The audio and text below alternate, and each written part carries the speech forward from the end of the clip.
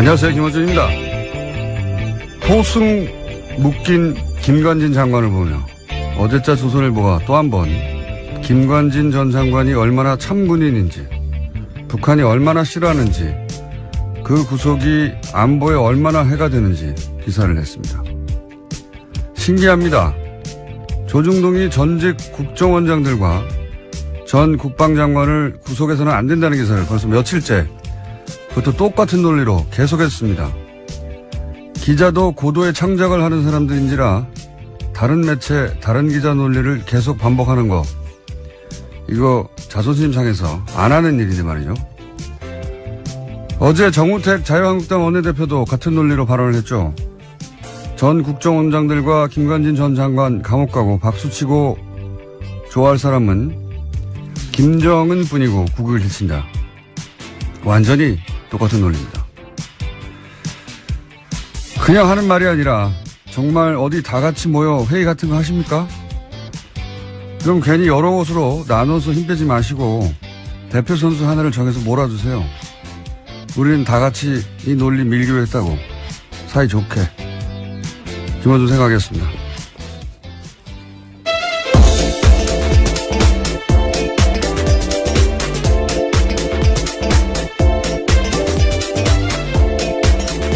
시사인의 김은지입니다. 근데 신기한 겁니다, 이거. 이게 이제 한 2주 정도 됐거든요? 매일매일 똑같은 논리예요. 어쩜 이럴 수 있죠? 예. 기자들이 원래 다른 매체에서 쓴 논리를 갖다 쓰지 않아요. 쪽팔리잖아요. 예. 기자도 자기 분야 선수들인데. 이렇게까지 반복하는 거는 정말 회의를 같이 한다. 뭐 그건 아직 확인된 사실은 아니기 때문에요. 아니면 같은 곳에서 주문 생산을 했거나, 예. 그렇게 생각할 수밖에 없지 않겠나. 그리고 반복 논리가 참군인이다. 북한이 무서워한다. 이런 건데, 이게 우리 사회의 여론 지형을 수십 년간 손에 쥐고 있었던 이 막강한 조중동인데, 이렇게밖에 못하나 좀 짠하기도 해요, 저는. 예. 저라면 제가 김관진 전 장관을 옹호해야 된다면 이렇게는 안 합니다. 예. 옹호 안 하실 거잖아요. 해야 한다면. 예. 어떻게 할지는 뭐 영업비밀이고요. 어쨌든 누가 개발한 논리인지 이거는 적어도 20년 정도는 시대에 뒤떨어진 감각이에요. 예. 김정은이 무서워한데, 와, 정말 그렇게 훌륭한 군인 감옥에 가? 안 돼. 큰일 나. 그걸 읽고 누가 그렇게 생각합니까? 와. 요즘 시대에 그런 기사를 읽고 그렇게 생각할 거라고 진짜 생각하며 그런 기사를 낸 거라면 정말 큰일 난 거는 김관진이 아니라 조중동이에요. 예. 큰일 났어요. 자, 첫 번째 뉴스는 뭡니까? 네, 법원의 판단도 그와 다릅니다. 구속영장이 청구된 박근혜 정부 국정원장 3명의 운명이 엇갈렸는데요. 어제 법원은 남재준 이병기 전 원장에 대해서는 구속영장을 발부했습니다.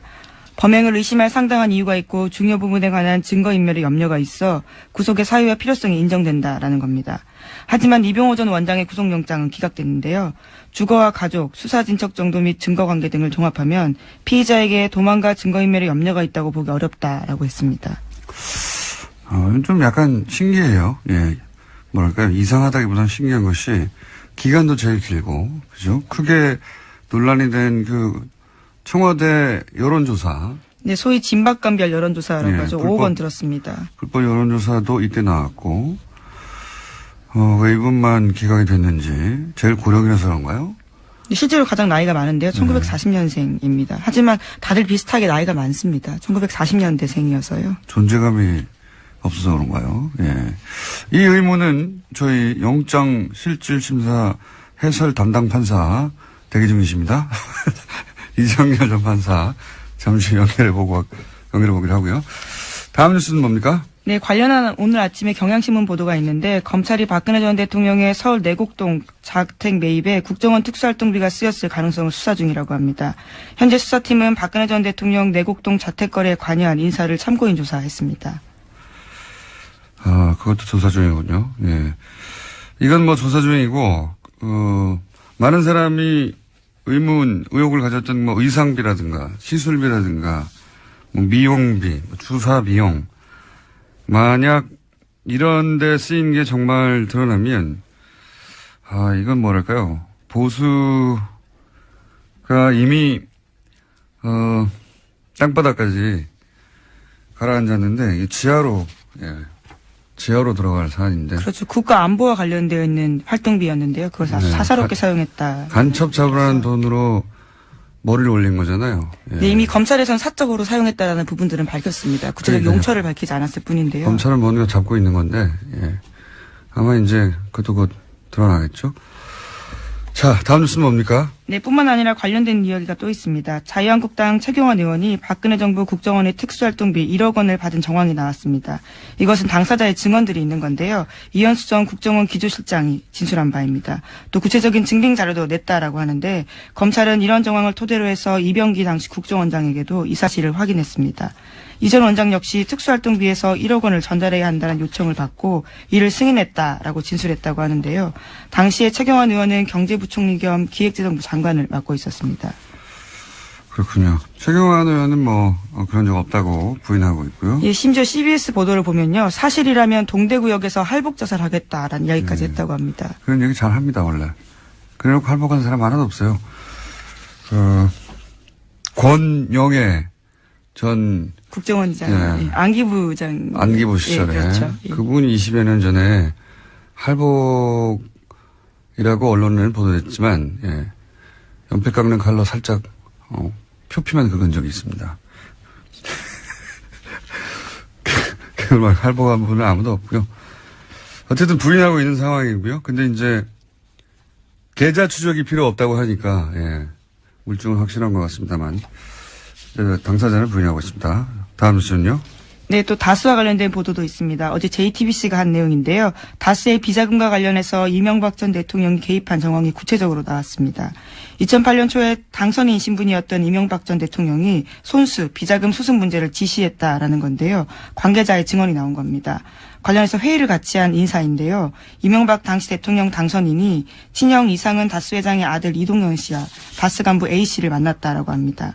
이 자리에서 특검팀에서 찾는 비자금 얘기가 나왔다라고 A씨가 증언을 한 건데요. 이명박 전 대통령이 야 그럼 네가 가서 좀 해봐 잘해봐 이런 식으로 지시했다라고 합니다. 관련해서 이제 특검이 그 비자금을 덮으라고 얘기했다. 이 보도도 나왔죠. 네, 그 A씨 연속한 증언인데요. 다스 계좌로 입금하고 확인서를 제출하라고 특검에서 120억 원과 관련돼서 이야기했다라는 말을 들었다라는 겁니다. 하지만 당시에 특검팀에서는요. 그 해자 비자금이 누구의 것인지 더 이상 추적하지 않고 수사 결과 발표에도 일체 포함시키지 않았다라고 합니다. 아, 이거 굉장히 중요한 뉴스입니다. 예, JTBC가 또, 한 걸음이 아니라 한 두세 걸음 정도 나간 보도라고 보는데, 물론 그 시작은 뉴스 공장입니다. 예. 네, 시사인과 함께 했습니다. 네.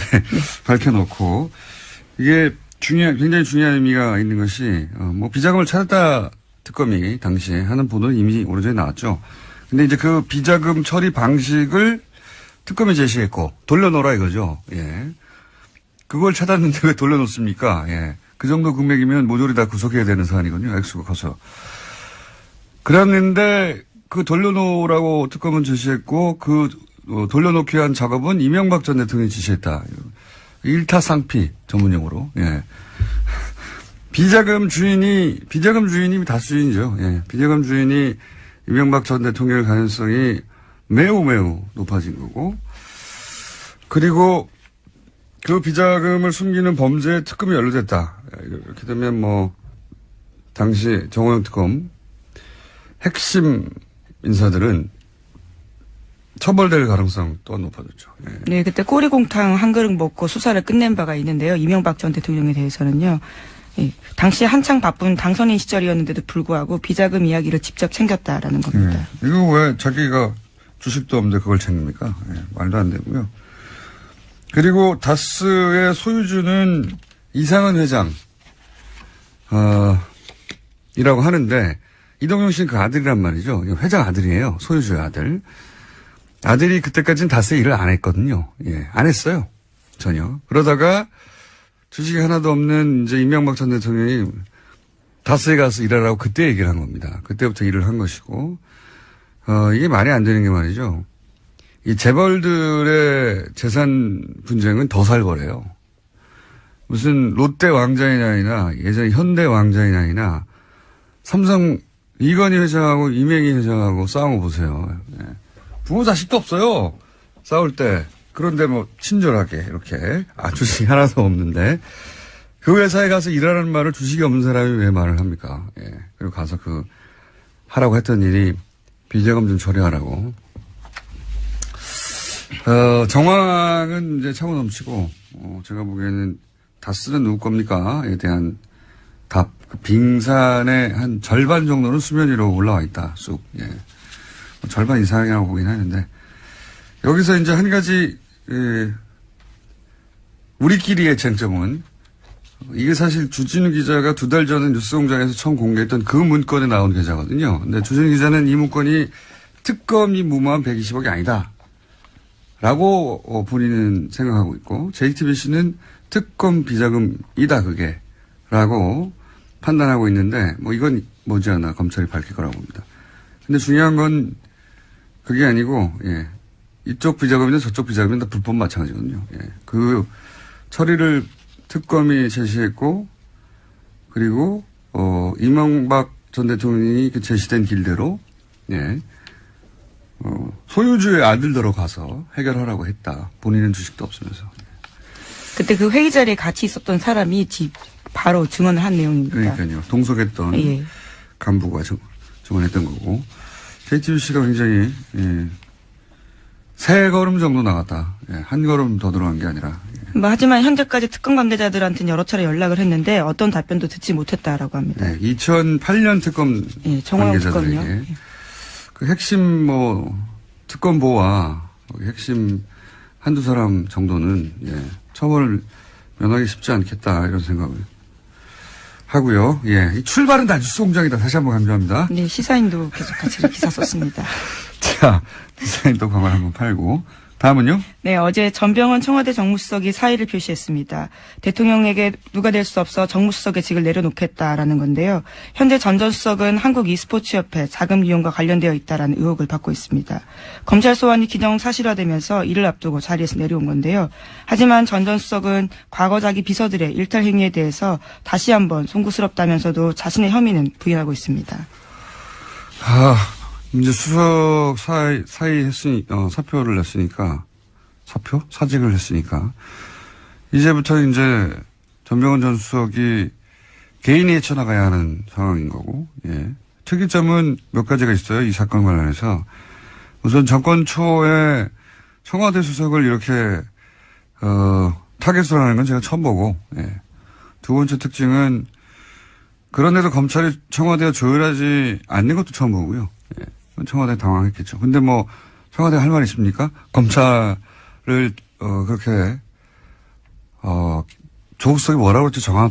그 표현이 그때 당시. 조국 수석이 임명될 당시 기자들이 질문을 했지 않습니까? 네, 검찰을 지고 가지 않겠다는 취지 이야기들을 했다라는 것 같은데요. 정확한 워딩이, 예. 생각이 안 나네요. 예. 브리핑 끝나기 전에, 정확한 워딩 제가 말씀드리겠는데. 어쨌든, 그렇게 선언을 했잖아요. 네. 할 말이 없고, 세 번째는 요 특이점 굉장히 재밌습니다. 자유한국당이 조용합니다. 예, 이럴 경우에 이제 수석이 비리에 연루됐다고 막 난리가 나야 되거든요. 아무도 아무 말도 하지 않는다. 굉장히 신기하지 않습니까? 네. 조용하다. 조용한 이유가 뭘까요? 그리고 네, 다른 얘기하기 전에 하실 말씀 있습니까? 예, 검찰을 지휘하지 않겠다라는 취지 이야기를 했다. 지휘하지 않겠다. 예. 검찰은 지휘해서는 안 된다고 했던가요? 지휘하지 않겠다고 했던가요? 예. 지휘하지 않아서 이런 일이 있습니다. 예. 이거 불편해도 이렇게 원칙을 세웠기 때문에 어떡하겠어요? 예. 그리고 자유한국당의 조용한 이유도 이제 밝혀지겠죠. 그리고 있기 전에 제가 한 가지 어제 전문가들로부터 이야기를 들은 건데 수능은 이제 일주일 연기됐는데 논술은 그대로잖아요. 네, 나머지 수시 일정들도 다 미뤄졌다라고 들었는데요. 논술은 그대로인 걸로 압니다. 아닌가요?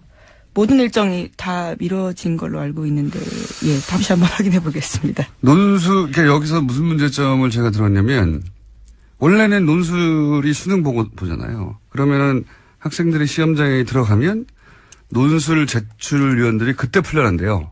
원래 왜 시험 문제 제출위원들은 호텔이나 특정 장소에 이렇게 보안 때문에, 네. 예. 감금되죠, 감금 사실. 네. 뭐라고 부르든 간에. 한 달 이상 막 그렇게 감금되기도 하고. 근데 이제 이번에 수능이 논술까지 연기됐군요. 근데 이게 그렇군요.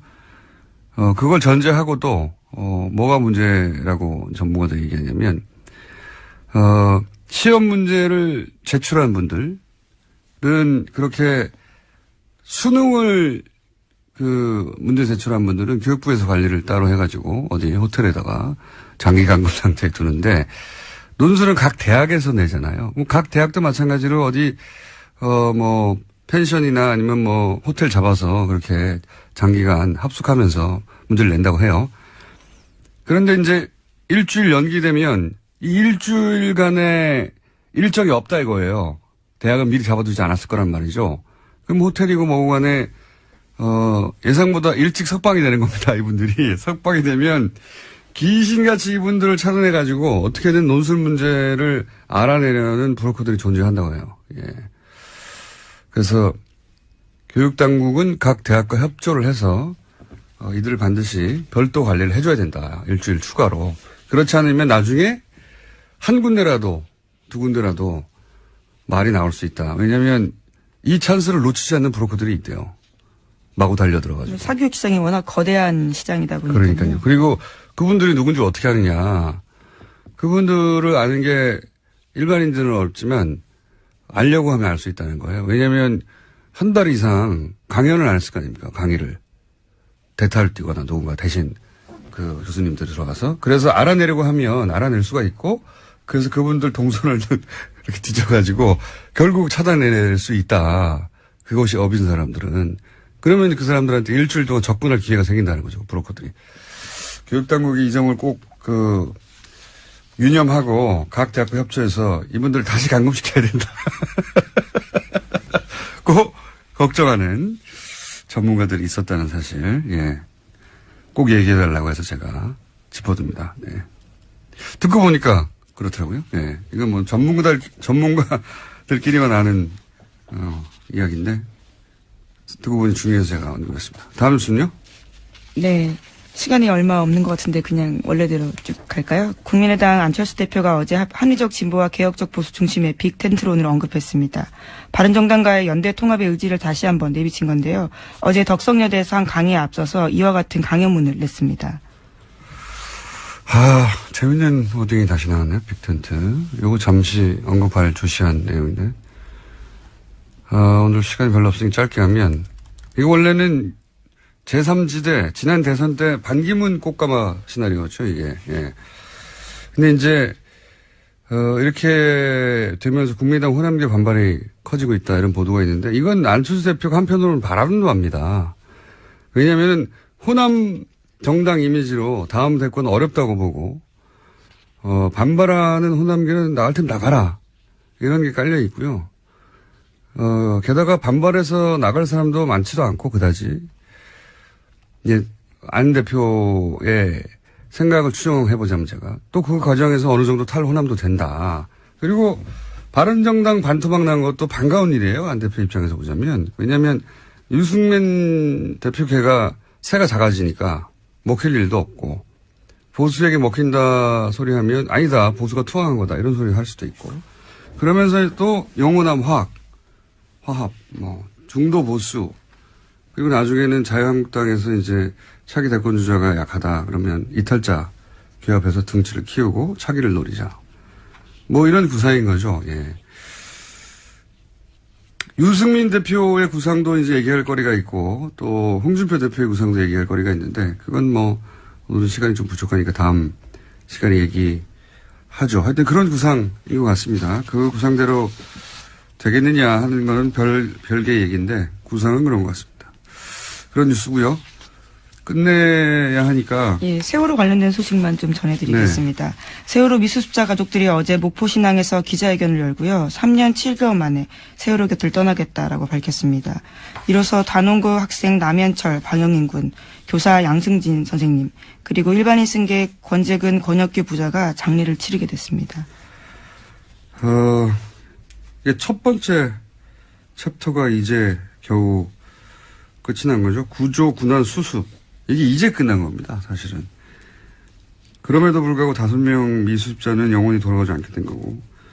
두 번째 챕터는 2기 특조위가 열렸죠. 예. 그때, 의문, 의혹, 책임자, 아무리 오래 걸려도 철저히 조사해서 밝혀내야 하겠죠. 2기 특조위 국면이 되면 뉴스공장도 함께, 그동안 밝혀지지 않은 것들이 뭐가 있는지 함께 가겠습니다. 네. 여기까지 하고요. 시사인의 김은지였습니다. 감사합니다. 자, 바로 이어서, 네, 영장 해설 담당 이정열 전 판사님 연결되어 있습니다. 판사님? 네, 안녕하십니까. 요즘 어디 계시죠? 요즘 그 구로 디지털 단지역에 그 3번 출구로 나오시면, 예, 거기에 저희 법무법인 동안이라고 저희 회사가 있습니다. 네. 거기에서 근무하고 있습니다. 네, 거기서 이제 보통은 변호사로 근무하실 줄 아는데 사무장으로 계십니다. 좋습니다. 네, 판사님인데 변호사가 되지 못하셨죠. 왜냐하면 이명박 전 대통령 시절에 이명박 전 대통령을 조롱하는 트윗을 리트윗했다가 본인이 쓴 게 아닌데 악연이 있습니다. 이명박 전 대통령과. 예, 뭐 주의 깊게 보고 있습니다. 네. 주의 깊게. 자, 엘리트만 한다고 하는 영장 판사를 직접 하신 경력이 있는 전 판사님, 이병호 전 국정원장만 기각이 됐는데 왜 이렇게 된 건가요? 일단 그냥 표면적으로 보자면 이런 경우에 보통 그 영장 전담 판사들이나 뭐 본안 사건도 마찬가지인데 본 재판도 마찬가지인데 여러 명의 피고인이 있거나 피의자가 있으면 그 사람들 사이에 비교를 하는 습성들이 있어요. 아하. 그러니까 이제 누가 더 중하고 누가 더 가볍고 원래 이게 만약에 한 사람만 했으면 그 사람만 놓고 할 텐데 상대적으로 이제 비교를 하는 그런 습성들이 있고 아마 그거는 검찰도 마찬가지일 겁니다. 그러니까 그렇군요. 그러니까 국정원장들이 지금 서로 가족도 아닌데.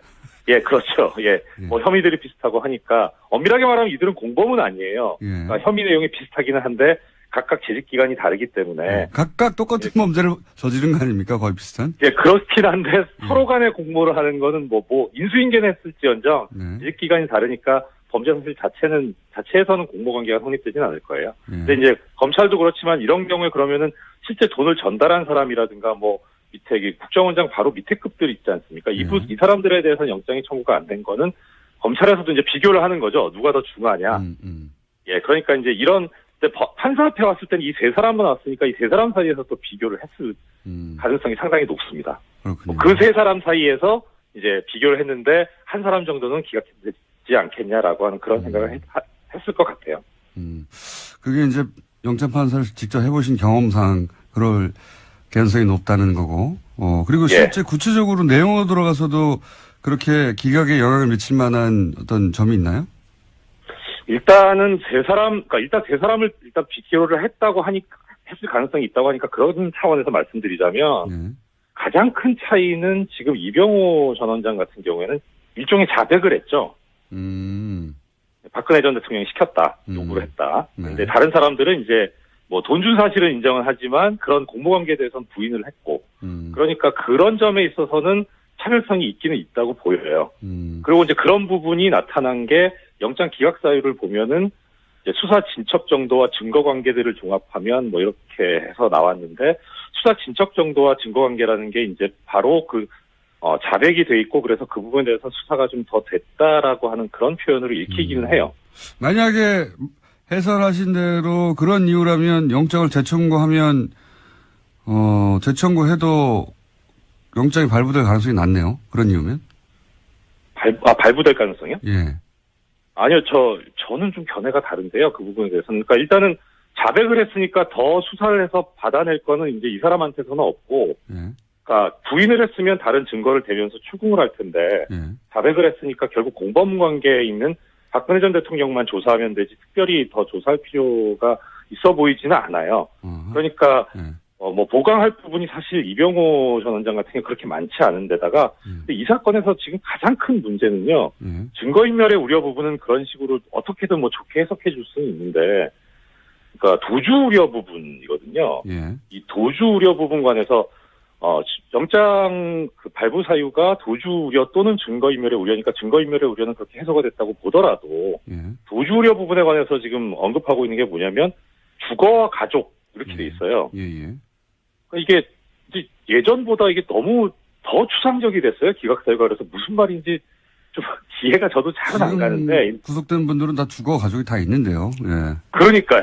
그러니까 다른 사람하고 비교해서 아니 뭐 똑같은데 주거 일정할 거고. 예.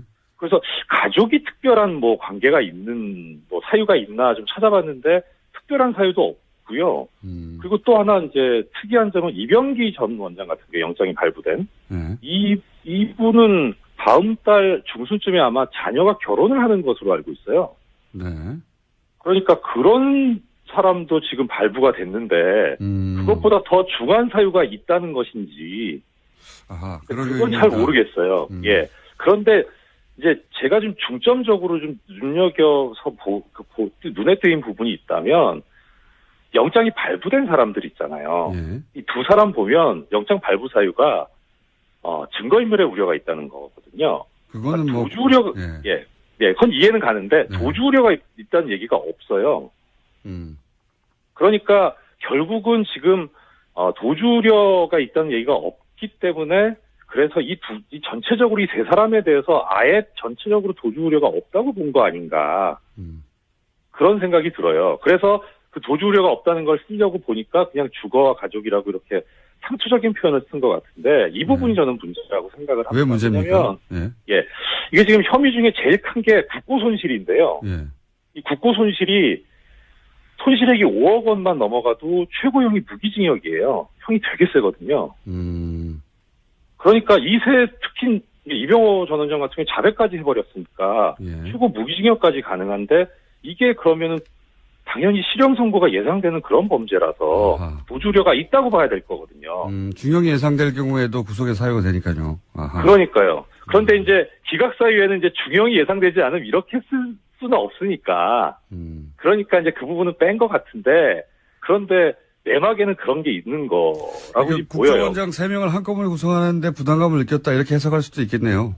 그렇죠. 그렇기도 하고 그다음에 그러니까 기본적으로 그 기저에 깔려있는 생각 자체가 이런 류의 범죄라기보다 이 전 정권에서 했던 범죄에 관해서는 뭐 이럴 수도 있는 거 아니냐. 그러니까 별로 안 중요한 거 아니냐. 이렇게 보는 시각이 깔려있다고 보여요. 알겠습니다. 오늘은 여기까지 하고요. 네. 해설을 잘 들었습니다. 어디 계시다고요? 맞습니다. 예. 예, 구로 디지털 단지역 부근에 구로의 등대 넷마블 건너편에 있는 법무법인 동안에서 근무하고 있습니다. 맞습니다. 네, 감사합니다. 맞습니다. 예, 네, 고맙습니다. 이정렬 전 판사였습니다. 박재홍 전 마사회 감독을 저희가 스튜디오에 직접 모셨습니다. 무엇보다 중요한 것은 정유라를 독일에 가서 직접 코치하는 과정에서 문제가 아주 많다는 걸 깨닫고 귀국했던 장본인입니다.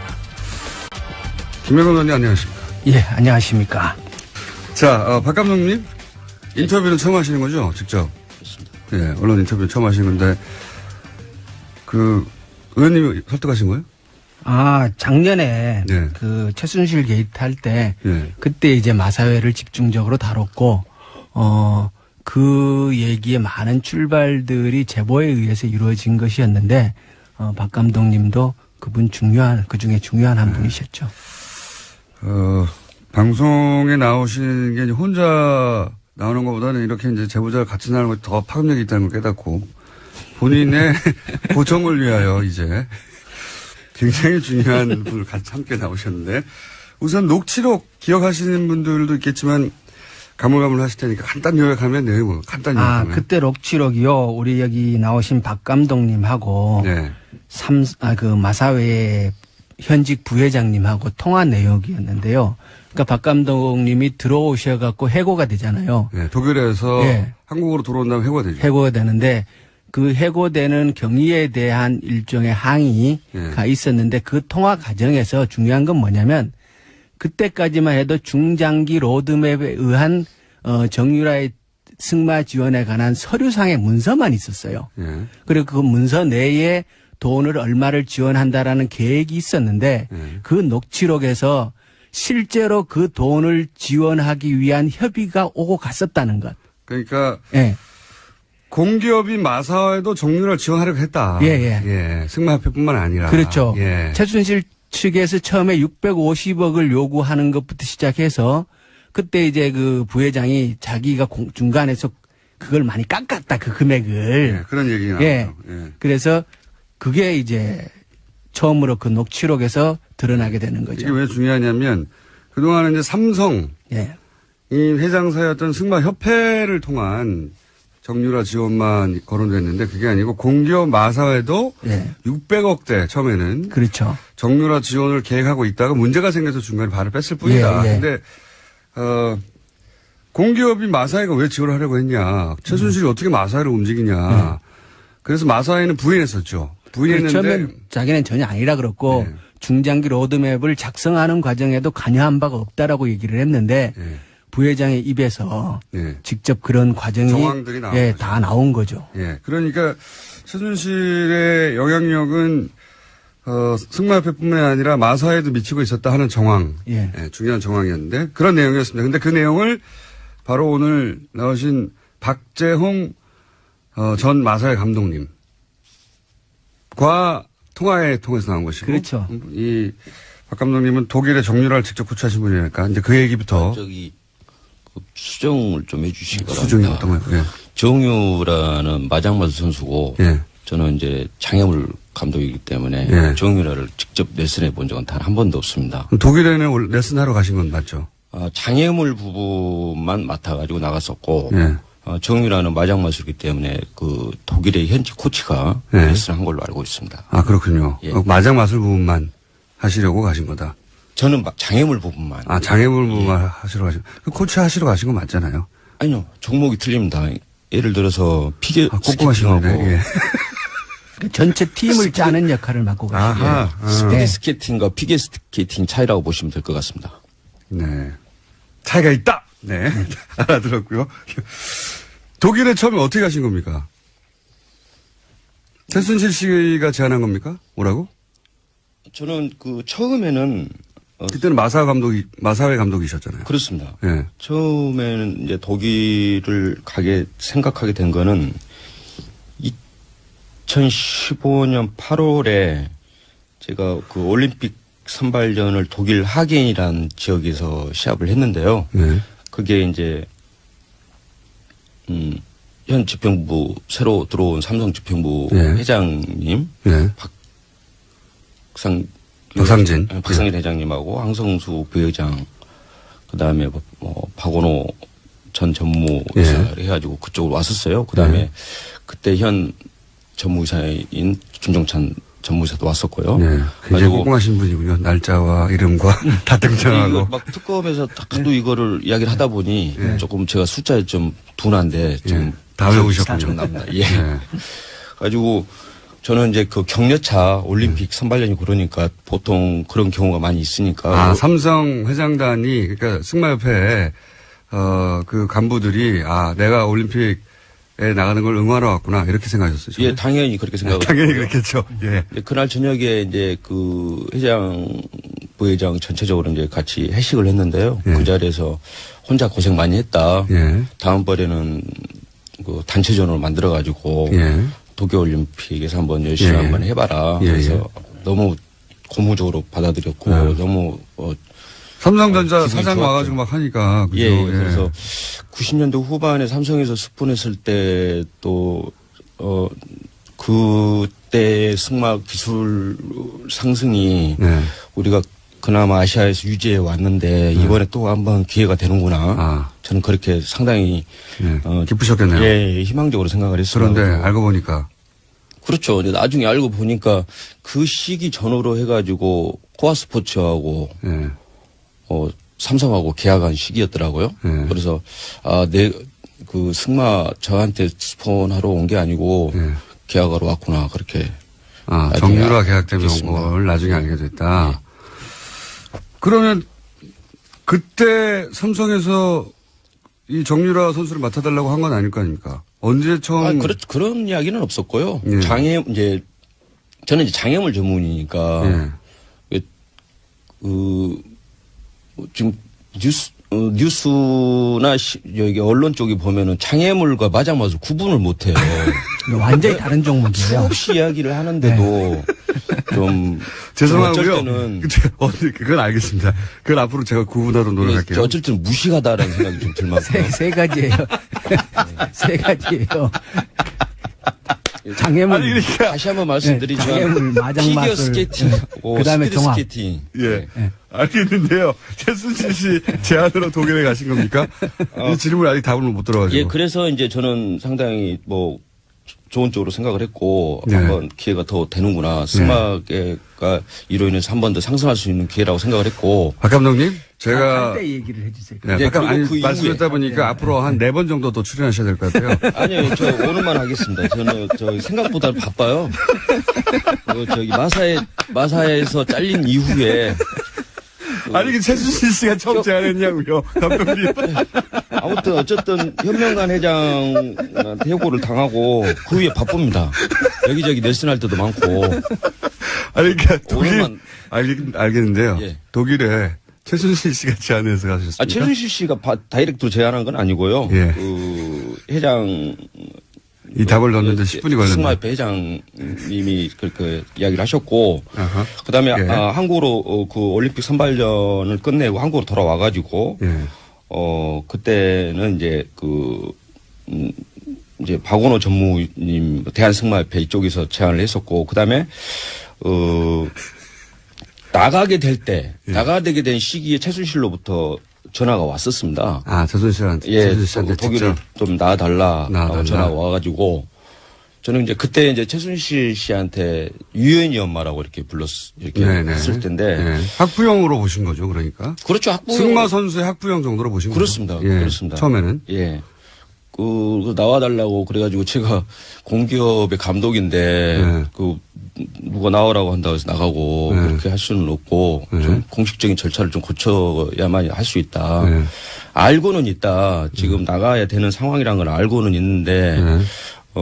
좀 절차를 좀 거쳤으면 좋겠다라고 이야기를 했더니 좀 잠깐 기다려라고 네. 그리고 전화를 끊고 한 5분 내에 다시 전화가 왔어요. 네. 가지고 다 이야기가 됐으니까 나와라고. 오. 5분 만에. 예. 5분 만에. 예, 그거는 승마협회 혹은 마사회하고 얘기해야 한다고 하는데 5분 있다가 다 얘기되다고. 예. 그래서 알겠는데 네. 무슨 이야기인지 알겠습니다. 하지만은 최순실 씨가 내한테 이야기를 하는 거 그렇다고 해서 내가 5분 만에 이야기 끝났다고 이제 이야기 끝났다 바로 나가는 수는 없지 않습니까? 공식적 문서가 있고 예. 회장이 마사 회장님이 오케이를 사인을 해야 제가 그렇죠. 부하 당연히. 직원으로서 가는 거잖아요. 마사회 절차상. 감독인데. 예.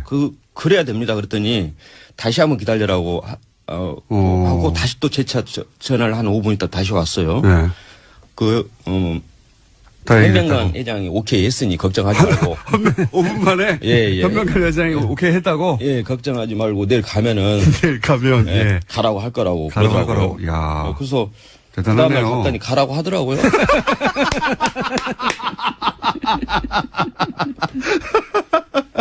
그래서 저는 이제 그러고 이제 나갔고요. 예. 그래서 나갔고요. 예, 그다음 그러니까 최순실 씨가 오라고 했는데 내가 마사회 감독으로 그렇게 금방 되는 게 아니다 그랬더니 5분만 기다리라고 했더니 전화 두 통으로 딱 끝났어요? 예. 대단하네요. 그 전에 이제 서류적으로는 대한승마협회하고 마사회하고는 왔다 갔다 했습니다. 공문으로 네. 나를 파견해달라. 감독님 5분밖에 안 남았어요. 이 얘기 정말. 이야기 조금밖에 안 났으니까. 감독님 앞으로 사회 예정돼 있고요. 그리고 아니. 저는 오늘만 못 옵니다. 뭐 출연료도 얼마 안 된다. 자, 그래. 이제 예. 아직 독일 가지도 못했어요. 독일 간 그래요? 이야기가 핵심인데, 독일 간 이야기 하지도 못했습니다. 자, 독일을 가셨습니다. 처음에. 예. 그때는 이렇게 생각하셨겠네요. 이 학부형인데 좀 힘이 좀 세구나. 예. 좀, 감사하게 생각했죠. 그렇죠. 예. 감사하게 생각하셨고. 근데 독일을 딱 가셨습니다. 가셨을 때 느낀 건 뭡니까? 맨 처음에는. 그때 말도 없고 선수도 없다고 얘기한 걸로 제가 인터뷰했습니다. 물론이죠. 이제 제가 이제 가가지고 준비 단장이라고 이제 공문으로는 준비 단장으로 나갔으니까 가 예. 준비를 제가 좀 해야 되니까 선수들도 오는 거 준비하고 말도 좀 준비하고 그 부분은 제가 이제 해야 될 부분이라고 네. 생각했기 때문에 가셨는데. 예, 갔는데 말도 좀 보고 다니고 말차도 보고 다니고 그랬어요. 말차. 예, 구입해 달라고 하고 네. 그랬는데 전혀 안 되는 거예요. 진행이 안 됐어요? 예, 진행이 전혀 안 됐고 저 같은 경우에 또 말 자체를 분데스 챔피언십에서 2등한 말을 제가 어렵게 그 선수 그 친구인 승마 선수 친구인 올림픽 금메달이 한 7, 8개 갖고 있는 친구와 말인데 그쪽을 연결을 해가지고 네. 좀 잡아놨어요 말을. 네. 금방 삼성에서 하니 좀 기다려라. 금방 살 테니까 다른 데 팔지 말라. 근데 그게 한 3개월 정도 미뤄질 정도로 진행이 안 됐어요. 예, 진행이 안 됐고 그것 때문에 이제 되게 이제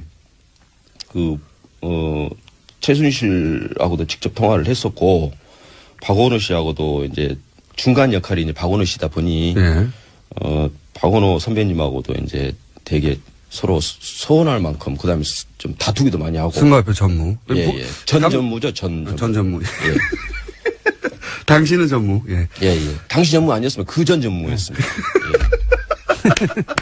네, 죄송하고요. 진짜 네. 궁금하시네. 네, 정확하게 좀 해줬으면. 네, 정확하게 하도록 하겠습니다. 그러면 할 얘기 굉장히 많은데 아직 진도가 안 나가지고 지금 하신 얘기 중에 최순실 씨를 처음에는 이게 이런 높은 사람들을 잘 아는 힘 있는 학부형이구나. 뭐 전화 한 통으로 다 되네. 이렇게 생각하셨다가 혹시 그 생각이 바뀌게 되는 계기나 이건 무슨 이상한데 이렇게 생각이 바뀌신 거는 어떤 일을 통해서입니까? 저는 이제 이제 약간 소문이라고 하면은 좀 소문이라고 말하기는 싫은데 사실은 이제 그 전에 좀 최순실 씨가 상당히 네. 실권이 있다라는 이야기는 간혹 들었었습니다. 저 사람 예. 실세다. 예, 실세다. 그래서 뭐 청와대 실세다. 예, 뭐 저는 이런 뭐 거. 그래봤자 그래봤자. 뭐 아주머니가 네. 뭐 보기에도 별로 힘도 없게 보이고 네. 별로 그런 쪽으로 생각을 안 안 했죠. 하다가. 예, 다만 최순실 씨가 딸이 승마 선수 생활을 하면서 우리 승마계에 만약에 본인 어떤 뭐 삼성이라든가 무슨 다른 그런 스포를 가져온다면 고맙다. 저는 예. 상당히 고마운 쪽으로 생각을 했었죠. 그렇게 생각할 수 있죠. 예, 그렇게 했었는데 그냥 좋은 쪽으로만 생각을 했습니다. 처음에는 좋은 관계였고요. 예. 그런데 근데 이제 독일 가가지고 처음에 이제 말을 구입하려고 하니까 말도 안 사고. 예. 그다음에 선수가 있어야 레슨을 하고 뭐 올림픽을 지금 선수도 없고 말도 없는 뭘 하겠습니까? 예.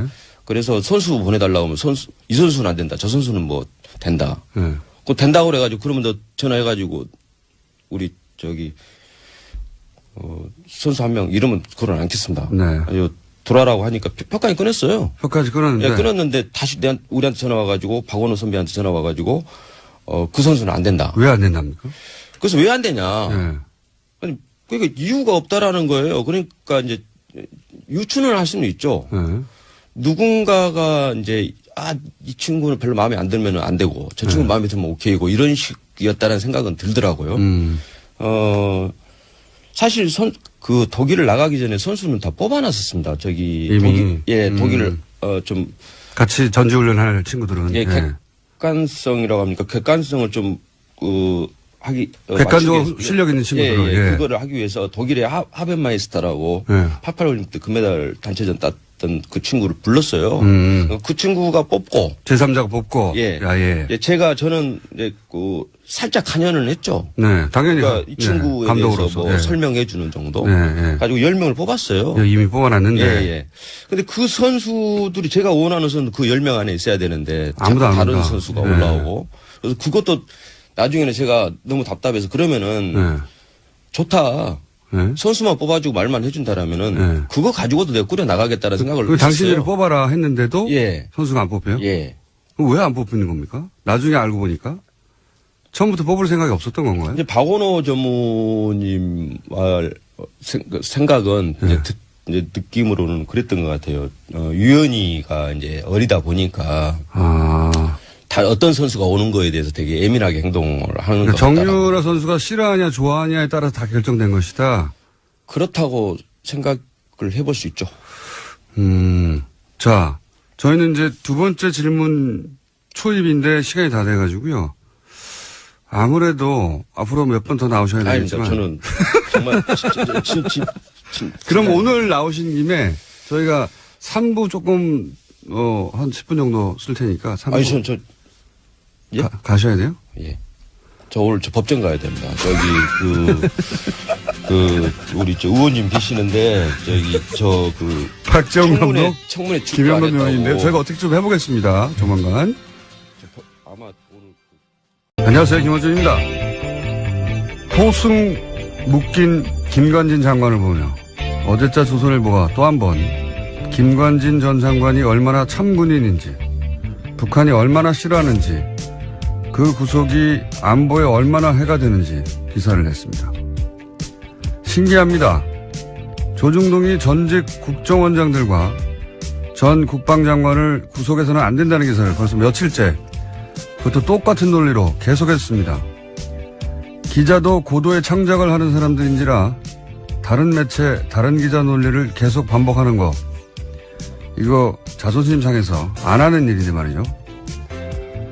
어제 정우택 자유한국당 원내대표도 같은 논리로 발언을 했죠. 전 국정원장들과 김관진 전 장관 감옥 가고 박수치고 좋아할 사람은 김정은 뿐이고 국익을 해친다. 완전히 똑같은 논리입니다. 그냥 하는 말이 아니라 정말 어디 다 같이 모여 회의 같은 거 하십니까? 그럼 괜히 여러 곳으로 나눠서 힘 빼지 마시고 대표 선수 하나를 정해서 몰아주세요. 우리는 다 같이 이 논리 밀기로 했다고 사이좋게. 김원준 생각하겠습니다.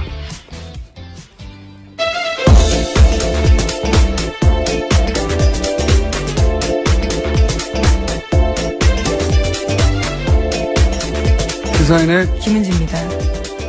근데 신기한 겁니다, 이거. 이게 이제 한 2주 정도 됐거든요? 매일매일 똑같은 논리예요. 어쩜 이럴 수 있죠? 예. 기자들이 원래 다른 매체에서 쓴 논리를 갖다 쓰지 않아요. 쪽팔리잖아요.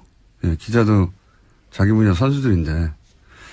이렇게까지 반복하는 거는 정말 회의를 같이 한다. 뭐 그건 아직 확인된 사실은 아니기 때문에요. 아니면 예. 같은 곳에서 주문 생산을 했거나, 예. 그렇게 생각할 수밖에 없지 않겠나. 그리고 반복 논리가 참군인이다. 북한이 무서워한다. 이런 건데, 이게 우리 사회 여론 지형을 수십 년간 손에 쥐고 있었던 이 막강한 조중동인데, 이렇게밖에 못하나 좀 짠하기도 해요, 저는. 예. 저라면 제가 김관진 전 장관을 옹호해야 된다면 이렇게는 안 합니다. 예. 옹호 안 하실 거잖아요. 해야 한다면. 예. 어떻게 할지는 뭐 영업 비밀이고요. 절반 정도는 수면 위로 올라와 있다, 쑥. 예. 절반 이상이라고 보긴 하는데, 여기서 이제 한 가지, 우리끼리의 쟁점은, 이게 사실 주진우 기자가 2달 전에 뉴스공장에서 처음 공개했던 그 문건에 나온 계좌거든요. 근데 주진우 기자는 이 문건이 특검이 무모한 120억이 아니다. 라고 본인은 생각하고 있고, JTBC는 특검 비자금이다, 그게. 라고 판단하고 있는데, 뭐 이건 머지않아 검찰이 밝힐 거라고 봅니다. 근데 중요한 건 그게 아니고, 예. 이쪽 비자금이나 저쪽 비자금은 다 불법 마찬가지거든요. 예. 그 처리를 특검이 제시했고, 그리고, 이명박 전 대통령이 그 제시된 길대로, 예. 소유주의 아들들어 가서 해결하라고 했다. 본인은 주식도 없으면서. 그때 그 회의 자리에 같이 있었던 사람이 바로 증언을 한 내용입니다. 그러니까요. 동석했던 예. 간부가 증언했던 거고. JTBC가 굉장히, 예. 3걸음 정도 나갔다. 예. 한 걸음 더 들어간 게 아니라. 예. 뭐 하지만 현재까지 특검 관계자들한테는 여러 차례 연락을 했는데 어떤 답변도 듣지 못했다라고 합니다. 네, 2008년 특검 정호영 관계자들에게 특검요. 그 핵심 특검보와 핵심 한두 사람 정도는 처벌을 면하기 쉽지 않겠다 이런 생각을 하고요. 예, 이 출발은 다 뉴스공장이다. 다시 한번 강조합니다. 네, 시사인도 계속 같이 기사 썼습니다. 자, 시사인도 광고 한번 팔고 다음은요? 네, 어제 전병헌 청와대 정무수석이 사의를 표시했습니다. 대통령에게 누가 될 수 없어 정무수석의 직을 내려놓겠다라는 건데요. 현재 전 전 수석은 한국 e스포츠협회 자금 이용과 관련되어 있다라는 의혹을 받고 있습니다. 검찰 소환이 기정 사실화되면서 이를 앞두고 자리에서 내려온 건데요. 하지만 전 전 수석은 과거 자기 비서들의 일탈 행위에 대해서 다시 한번 송구스럽다면서도 자신의 혐의는 부인하고 있습니다. 이제 수석 사표를 냈으니까, 사직을 했으니까, 이제부터 이제 전병헌 전 수석이 개인이 헤쳐나가야 하는 상황인 거고, 예. 특이점은 몇 가지가 있어요. 이 사건 관련해서. 우선 정권 초에 청와대 수석을 이렇게, 타겟으로 하는 건 제가 처음 보고, 예. 두 번째 특징은 그런데도 검찰이 청와대와 조율하지 않는 것도 처음 보고요. 예. 청와대 당황했겠죠. 근데 뭐 청와대 할 말 있습니까? 검찰을 돌아는 돈으로 머리를 올린 거잖아요. 예. 네, 이미 검찰에선 사적으로 사용했다라는 부분들은 밝혔습니다. 구체적 용처를 밝히지 않았을 뿐인데요. 검찰은 뭔가 잡고 있는 건데, 예. 아마 이제 그것도 곧 드러나겠죠. 자, 다음 뉴스는 뭡니까? 네, 뿐만 아니라 관련된 이야기가 또 있습니다. 자유한국당 최경환 의원이 박근혜 정부 국정원의 특수활동비 1억 원을 받은 정황이 나왔습니다. 이것은 당사자의 증언들이 있는 건데요. 이현수 전 국정원 기조실장이 진술한 바입니다. 또 구체적인 증빙 자료도 냈다라고 하는데 검찰은 이런 정황을 토대로 해서 이병기 당시 국정원장에게도 이 사실을 확인했습니다. 이 전 원장 역시 특수활동비에서 1억 원을 전달해야 한다는 요청을 받고 이를 승인했다라고 진술했다고 하는데요. 당시에 최경환 의원은 경제부총리 겸 기획재정부 장관을 맡고 있었습니다. 그렇군요. 최경환 의원은 뭐 그런 적 없다고 부인하고 있고요. 예, 심지어 CBS 보도를 보면요. 사실이라면 동대구역에서 할복자살하겠다라는 이야기까지 했다고 합니다. 그런 얘기 잘 합니다, 원래. 그래놓고 할복한 사람 하나도 없어요. 권영애 전 국정원장, 예, 안기부장. 안기부 시절에. 예, 그렇죠. 예. 그분이 20여 년 전에 할복이라고 언론에는 보도했지만, 예, 연필 깎는 칼로 살짝, 표피만 긁은 적이 있습니다. 그걸 할복한 분은 아무도 없고요. 어쨌든 부인하고 있는 상황이고요. 근데 이제, 계좌 추적이 필요 없다고 하니까, 예, 물증은 확실한 것 같습니다만, 당사자는 부인하고 있습니다. 다음 뉴스는요? 네, 또 다스와 관련된 보도도 있습니다. 어제 JTBC가 한 내용인데요. 다스의 비자금과 관련해서 이명박 전 대통령이 개입한 정황이 구체적으로 나왔습니다. 2008년 초에 당선인 신분이었던 이명박 전 대통령이 손수, 비자금 수습 문제를 지시했다라는 건데요. 관계자의 증언이 나온 겁니다. 관련해서 회의를 같이 한 인사인데요. 이명박 당시 대통령 당선인이 친형 이상은 다스 회장의 아들 이동영 씨와 다스 간부 A 씨를 만났다라고 합니다. 이 자리에서 특검팀에서 찾는 비자금 얘기가 나왔다라고 A 씨가 증언을 한 건데요. 이명박 전 대통령이 야 그럼 네가 가서 좀 해봐, 잘해봐 이런 식으로 지시했다라고 합니다. 관련해서 이제 특검이 그 비자금을 덮으라고 얘기했다. 이 보도도 나왔죠. 네, 그 A씨 연속한 증언인데요. 다스 계좌로 입금하고 확인서를 제출하라고 특검에서 120억 원과 관련돼서 이야기했다라는 말을 들었다라는 겁니다. 하지만 당시에 특검팀에서는요. 그 비자금이 누구의 것인지 더 이상 추적하지 않고 수사 결과 발표에도 일체 포함시키지 않았다라고 합니다. 이거 굉장히 중요한 뉴스입니다. 예, JTBC가 또 한 걸음이 아니라 한 두세 걸음 정도 나간 보도라고 보는데 물론 그 시작은 뉴스공장입니다. 네. 시사인도 함께했습니다. 네, 밝혀놓고 이게 굉장히 중요한 의미가 있는 것이 뭐 비자금을 찾았다 특검이 당시에 하는 보도는 이미 오래전에 나왔죠. 근데 이제 그 비자금 처리 방식을 특검이 제시했고 돌려놓으라 이거죠. 예, 그걸 찾았는데 왜 돌려놓습니까? 예, 그 정도 금액이면 모조리 다 구속해야 되는 사안이거든요. 액수가 커서. 그랬는데 그 돌려놓으라고 특검은 지시했고 그 돌려놓기 위한 작업은 이명박 전 대통령이 지시했다. 일타상피 전문용어로. 예. 비자금 주인이 다수인이죠. 예. 비자금 주인이 이명박 전 대통령의 가능성이 매우 높아진 거고. 그리고 그 비자금을 숨기는 범죄에 특검이 연루됐다. 이렇게 되면 뭐 당시 정호영 특검 핵심 인사들은 처벌될 가능성 또한 높아졌죠. 예. 네, 그때 꼬리곰탕 한 그릇 먹고 수사를 끝낸 바가 있는데요. 이명박 전 대통령에 대해서는요. 예, 당시 한창 바쁜 당선인 시절이었는데도 불구하고 비자금 이야기를 직접 챙겼다라는 겁니다. 이거 왜 자기가 주식도 없는데 그걸 챙깁니까? 예, 말도 안 되고요. 그리고 다스의 소유주는 이상은 회장, 이라고 하는데, 이동영 씨는 그 아들이란 말이죠. 회장 아들이에요. 소유주의 아들. 아들이 그때까지는 다스에 일을 안 했거든요. 예, 안 했어요. 전혀. 그러다가 주식이 하나도 없는 이제 이명박 전 대통령이 다스에 가서 일하라고 그때 얘기를 한 겁니다. 그때부터 일을 한 것이고, 이게 말이 안 되는 게 말이죠. 이 재벌들의 재산 분쟁은 더 살벌해요. 무슨 롯데 왕자인아이나 예전 현대 왕자인아이나 삼성 이건희 회장하고 이맹희 회장하고 싸운 거 보세요. 예. 부모 자식도 없어요. 싸울 때. 그런데 뭐 친절하게 이렇게 주식이 하나도 없는데 그 회사에 가서 일하라는 말을 주식이 없는 사람이 왜 말을 합니까? 예. 그리고 가서 하라고 했던 일이 비자금 좀 처리하라고. 정황은 이제 차고 넘치고, 제가 보기에는 다스는 누구 겁니까?에 대한 답. 빙산의 어쨌든 누가 개발한 논리인지 이거는 적어도 20년 정도는 시대에 뒤떨어진 감각이에요. 예. 김정은이 무서워한데, 와, 정말, 그렇게 훌륭한 군인 감옥에 가, 안 돼, 큰일 나. 그걸 읽고 누가 그렇게 생각합니까? 와. 요즘 시대에 그런 기사를 읽고 그렇게 생각할 거라고 진짜 생각하며 그런 기사를 낸 거라면 정말 큰일 난 거는 김관진이 아니라 조중동이에요. 예. 큰일 났어요. 자, 첫 번째 뉴스는 뭡니까? 네, 법원의 판단도 그와 다릅니다. 구속영장이 청구된 박근혜 정부 국정원장 3명의 운명이 엇갈렸는데요. 어제 법원은 남재준 이병기 전 원장에 대해서는 구속영장을 발부했습니다. 범행을 의심할 상당한 이유가 있고 중요 부분에 관한 증거인멸의 염려가 있어 구속의 사유와 필요성이 인정된다라는 겁니다. 하지만 이병호 전 원장의 구속영장은 기각됐는데요.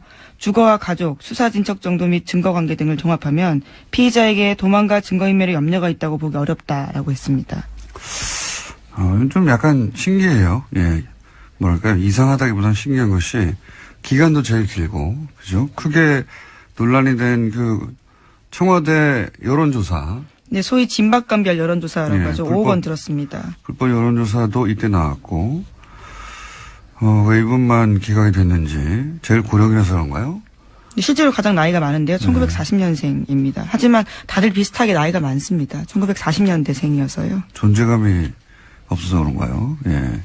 이 의문은 저희 영장실질심사 해설 담당 판사 대기 중이십니다. 이정열 전 판사 잠시 연결해 보기로 하고요. 다음 뉴스는 뭡니까? 네, 관련한 오늘 아침에 경향신문 보도가 있는데 검찰이 박근혜 전 대통령의 서울 내곡동 자택 매입에 국정원 특수활동비가 쓰였을 가능성을 수사 중이라고 합니다. 현재 수사팀은 박근혜 전 대통령 내곡동 자택 거래에 관여한 인사를 참고인 조사했습니다. 그것도 조사 중이군요. 예. 이건 뭐 조사 중이고, 많은 사람이 의혹을 가졌던 뭐 의상비라든가 시술비라든가 뭐 미용비, 주사 비용, 만약 이런 데 쓰인 게 정말 드러나면, 이건 뭐랄까요.